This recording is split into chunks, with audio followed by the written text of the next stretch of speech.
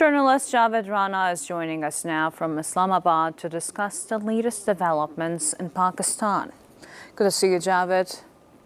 Now, what are the main factors that are driving the resurgence of sectarian violence in Kurrum despite the recent ceasefire efforts? I think the most dominant factor that everybody talks about is obviously the sectarian nature of these clashes.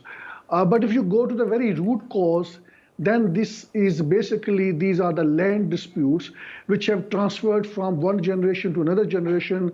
One side of the part of the tribal belt in the Kurrum agency, which borders with Afghanistan, they occupy the other parties' land, and that has been the root cause.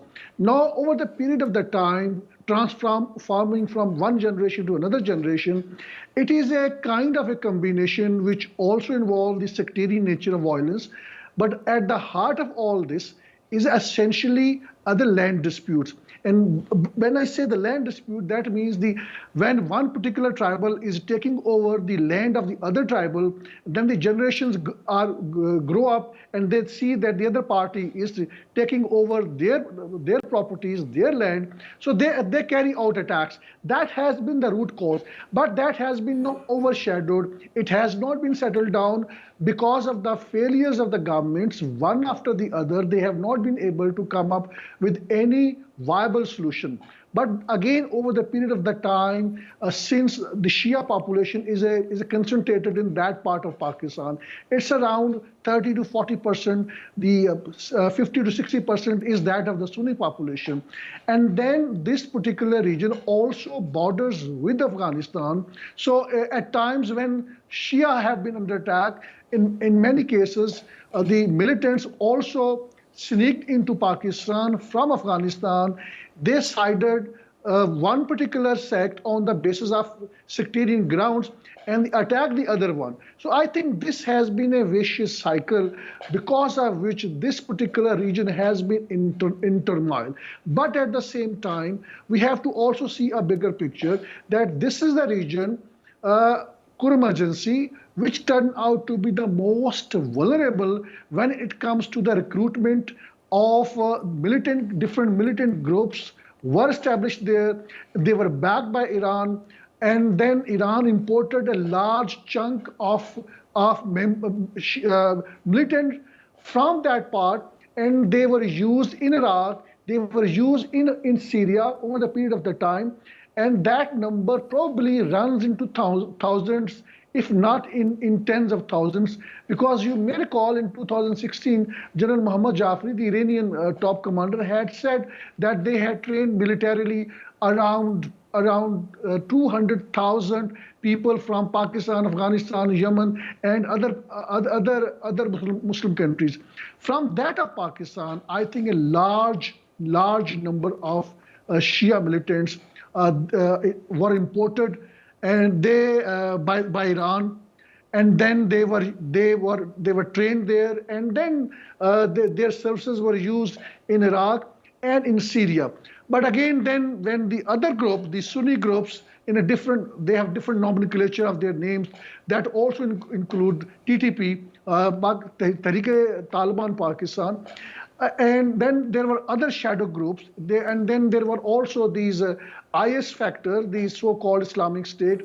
When these militants used to return from Iraq and Syria after participating in a sectarian insurgency, they came under attack from the Sunni groups in the border region and also in other parts of Pakistan. And many of the innocent Shia children, women, were also targeted in the buses they were traveling in. In a similar fashion, there was an incident just a couple of days ago, about a week ago, when Shia passengers were traveling in a bus and they came under attack from the rival group. But again, then there was retaliation, as a result of which more than 130 people have been killed. And that's indeed a tragedy. And that is a collective failure of all state institutions. And that was the time when there was a lot of political activities going on in Pakistan. There was a big rally of tens of thousands of people which was traveling from Pakistan's northwest of Pakistan to the Islamabad on different political issues. And this attack happened at that time. The provincial government's focus was on political issues. Military's focus was on how to handle these political issues. So the government overall, both provincial government, the federal government, and the military have not been able to tackle these sectarian clashes in a manner that this region really deserved to be.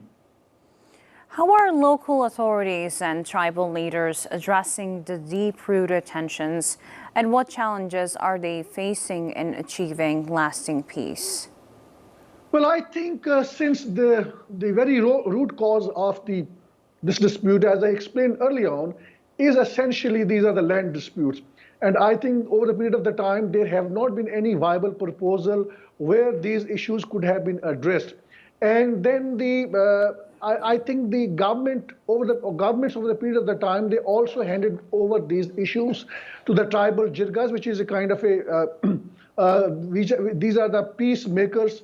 Some kind of a reconciliation efforts were undertaken under these jirga system, which is in other words, it is a kind of arbitration.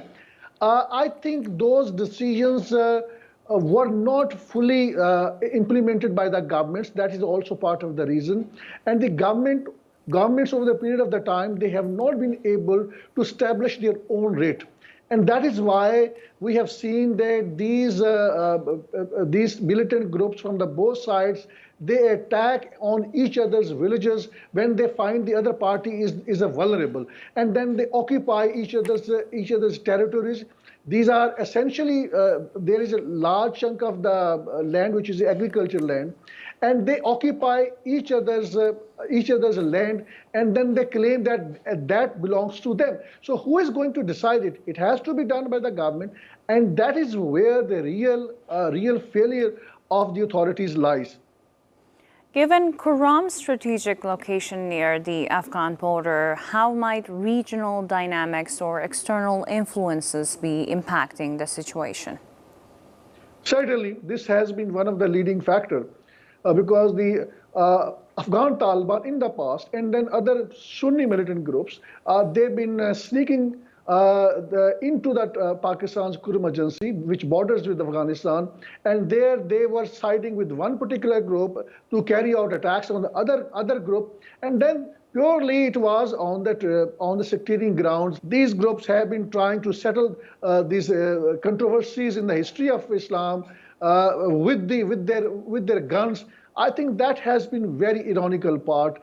There have not been any success to any group. At the end of the day, these have been the innocent people, innocent children, women, and the bread earners, members of the families. They have been killed, and over the period of the time, they have been killed in an indiscriminate fashion.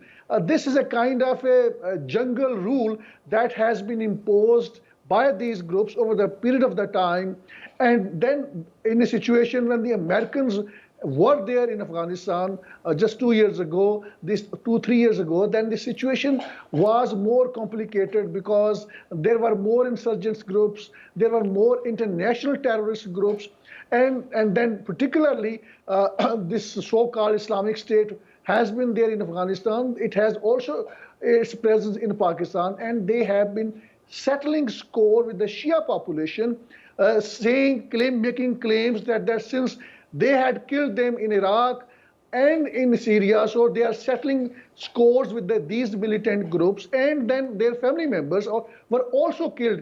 So I think in a broader picture, this is a collective failure, and this particular region has been most hit hard in Pakistan's northwest.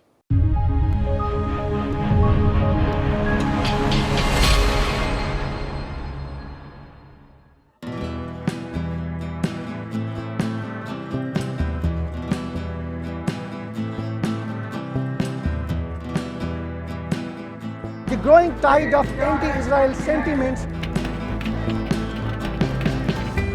What you see behind me is just tip of the iceberg of what is happening in the country. More than half of $52 billion black CIA budget is spent on espionage network in Pakistan. How would you handle it? The US has looked upon Pakistan as an ally at one point and then as an enemy at the same time. That is going to be the first legal reason on the basis of which he is going to be instantly ousted by the Supreme Court of Pakistan. Joining us live, Javed Rana, who's an expert on politics and geostrategic issues. In the world politics, which is not being driven by any moral principle, it is being driven by the hard geostrategic realities. In a broader picture, more countries would aspire to have nuclear weapons.